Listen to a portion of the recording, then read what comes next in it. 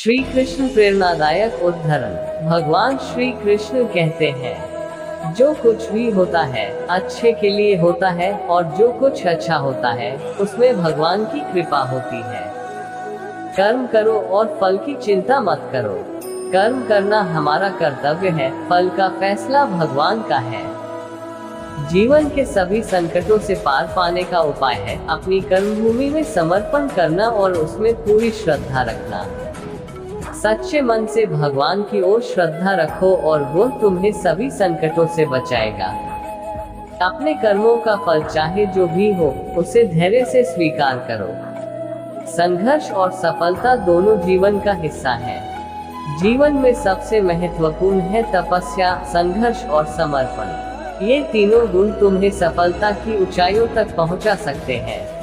हमेशा सत्य और न्याय की रक्षा करो, चाहे वो अपने आप को ही क्यों न हो। जो धर्म की पालना करते हैं उन्हें भगवान की कृपा सदैव मिलती है।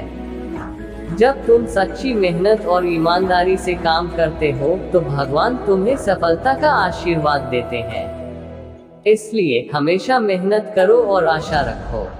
जीवन में सफल होने के लिए सोचने की आवश्यकता होती है, परंतु सोच को अच्छा कार्य में परिवर्तित करने की भी आवश्यकता होती है। अपने दर्शकों को प्यार और सम्मान देने की क्षमता हमेशा रखो, क्योंकि भगवान का प्यार और सम्मान हमारी सफलता की आधारशिला होते हैं। जब तुम अपनी सीमाओं को पार करते हो तो तुम अपनी सत्ता को खो देते हो। समर्पण करो और भगवान तुम्हें नई ऊंचाइयों तक ले जाएंगे।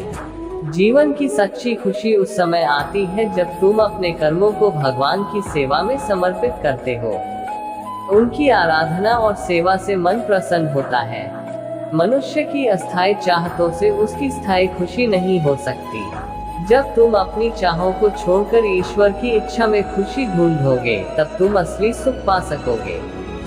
अपनी मन की शांति के लिए आवश्यकता से कम सामग्री संग्रह करें। मनुष्य को नशे में डाल देने वाली वस्तुएं और विचारों से बचें। कर्म का फल आपके आप मिलेगा, इसलिए फल को चिंता करने की आवश्यकता नहीं है, बल्कि केवल अपने कर्मों पर ध्यान केंद्रित करें और उन्हें ईश्वर की भक्ति में करें। सच्ची प्रेम और सहनशीलता द्वारा तुम अपने आप को आत्मा के पास ले जा सकते हो।